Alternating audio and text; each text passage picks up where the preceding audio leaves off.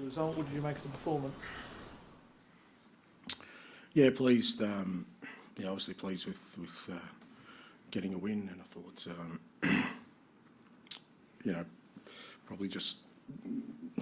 probably deserved it in the end with the endeavours, but fair to say first half wasn't great. Part of that was because Brighton are a good side. They're well coached, very disciplined, and we weren't.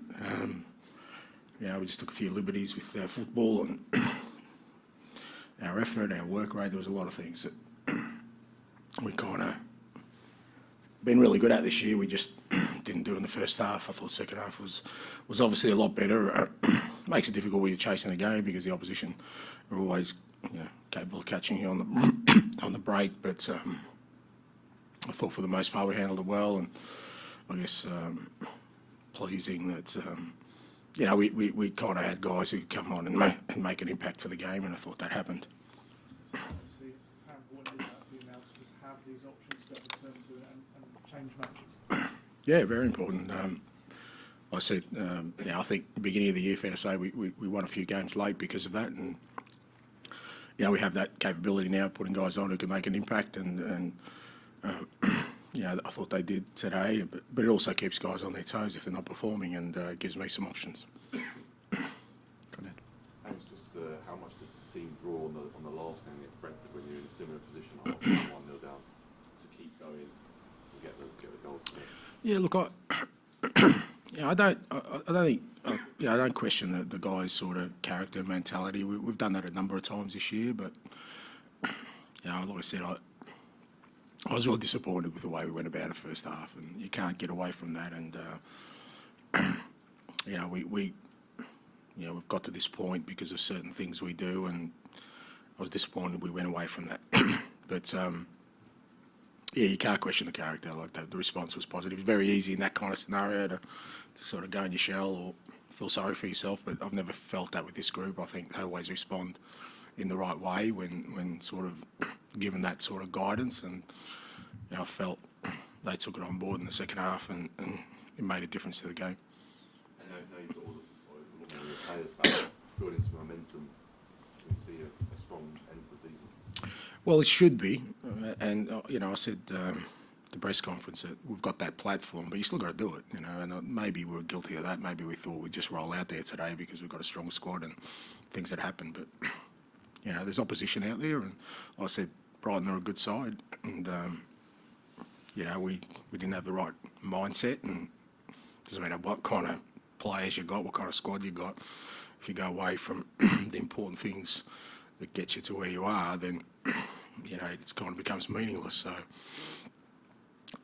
as I said, I think the second half was better, and that gives us a little bit more of kind of impetus and momentum to keep going. And as I said, I guess it keeps everyone on notice because we do have options now.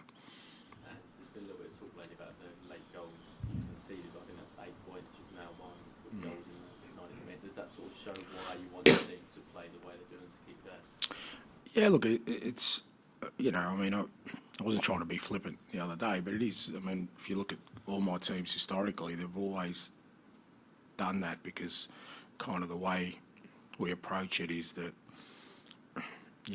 the clock and the scoreboard shouldn't dictate how you play. So if that's your mentality, we should always be looking for goals, irrespective of sort of whether we're winning 1-0 or losing 1-0. Now, sometimes that kind of feels counterintuitive when you're winning 1-0, but I think it helps you in games like this when you're chasing the game, because really you don't have to change anything. There's no instructions for me. The players know, well, this is what we do anyway, so it doesn't mean a major shift. And I think if you're trying to become a team that's dominant and wins games of football, I just felt I'd rather err on that side than sort of try and protect things that you have. And were you always confident after you made those 3 changes that they would pay off in the end?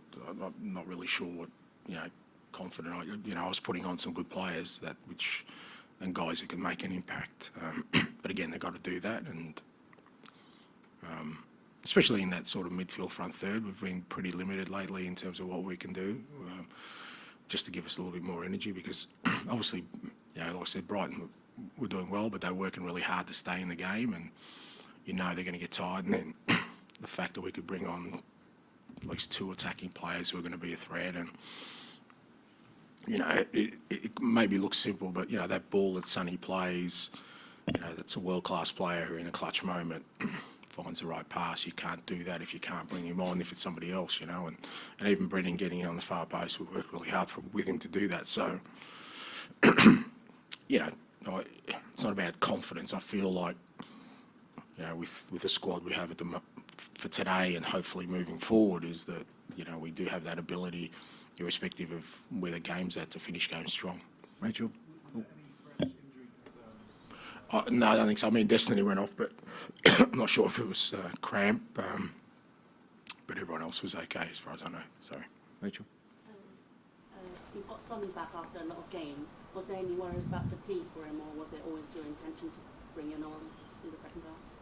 No, we were worried about fatigue. That's why we brought him on in the second half. So, you know, he was ready to play, he wanted to play, but, you know, if you look at, you know, 2 of their games went to extra time. Last game was pretty draining as well. So the fact that, you know, we had options, I mean, if we were desperate, he probably would have started, but the fact that we had other options meant we could protect him, and I think it was better for him that he kind of came on and played the minutes he did. Dan, last one, please.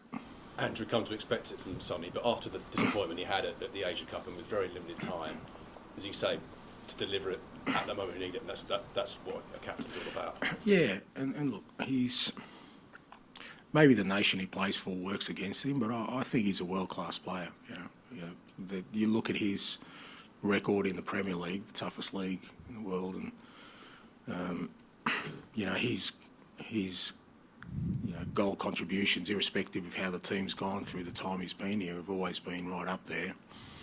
Even this year, you know, before he left, I think he was probably the best attacking player in the competition. Just my opinion, obviously, but certainly he'd be up there. And like I say, he's a world-class player, and I thought we did well to cover his absence. You know, Richie obviously, you know, stepped up in terms of goal threat and a few other players, but to have a world-class player back for the run-in is brilliant for us. Okay, thank you. Thank you.